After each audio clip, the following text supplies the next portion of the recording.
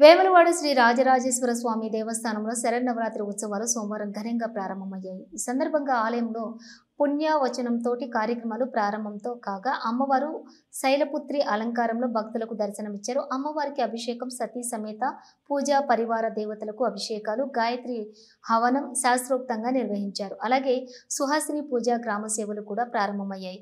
పెద్ద ఎత్తున భక్తులు ఆలయానికి తరలివచ్చి అమ్మవారి దర్శనం చేసుకున్నారు. ఆలయ ప్రాంగణం భక్తిమయం వాతావరణంతో కళకళలాడింది. ఈ సందర్భంగా అమ్మవారిని ప్రభుత్వ విప్ ఆది శ్రీనివాస్ దర్శించుకుని ప్రత్యేక పూజలు నిర్వహించారు.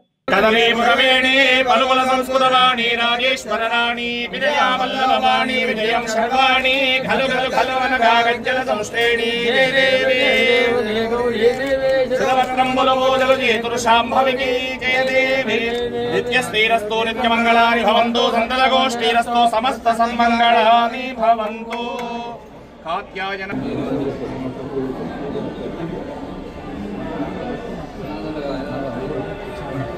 ేగం శరణమహం ప్రపద్యే సుతరసితరసే నమః. నమ్యో అస్మాన్ స్వస్తిభిరతి దుర్గాణి విశ్వా. హరిద్రాచూర్ణం సమర్పయామి, కుంకుమాద్విలేపనం సమర్పయామి, సుగంధ పరిమళ బడవామి సదా వసంతం ఉదయారవిందే భవం భవాని తో సంతతగుం శ్రీరస్తు సమస్త సన్మవంతు.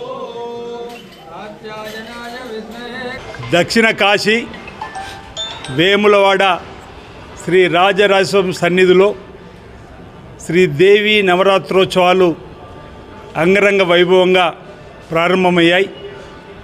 భక్తులకు మొదటి రోజు శైలపుత్రి అవతారంలో అమ్మవారి అలంకరణ పూర్తి కాబట్టి భక్తులకు దర్శనం కూడా వేములవాడ ఆలయ సిబ్బందితో పాటు బ్రాహ్మణోత్తములందరూ కూడా వచ్చేటువంటి భక్తులకు అమ్మవారు ఆశీస్సులు అందించేటువంటి కార్యక్రమాన్ని మొదలుపెట్టడం జరిగింది.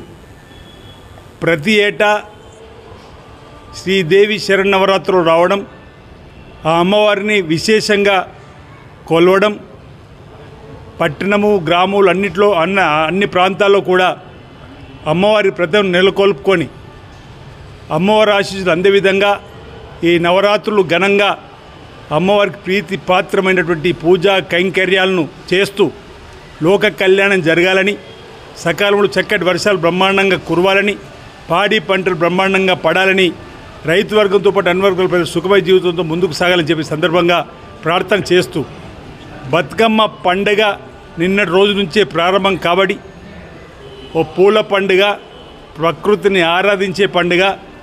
పూలతోని ఆయా దేవాలకు వెళ్ళినప్పుడు అమ్మవారిని స్వామివారిని పూజించేటువంటి ఆ పూల పండుగని ఇప్పుడు రావడం, అన్ని గ్రామాల్లో కూడా మహిళా తల్లులు ఓ పండుగ వాతావరణంలో జరుపుకునే క్రమంలో పండుగ మహిళలందరికీ కూడా శుభాకాంక్షలు తెలియజేస్తూ వేములవాడ రాజన్న ఆలయాన్ని అభివృద్ధి పథంలో తీసుకొని పోవడానికి గౌరవ ముఖ్యమంత్రి శ్రీ రేవంత్ రెడ్డి గారి నాయకత్వంలో దేవాదాయ శాఖ మార్చులు, జిల్లాకు సంబంధించిన మంత్రులు, అనేక మంది శాసనసభ్యుల సమక్షంలో రాజన్న ఆలయాన్ని అభివృద్ధి పథంలో తీసుకొని పోవడం కోసం పునాది రాయి వేసుకొని ముందుకు పోతూ ఉన్నాం.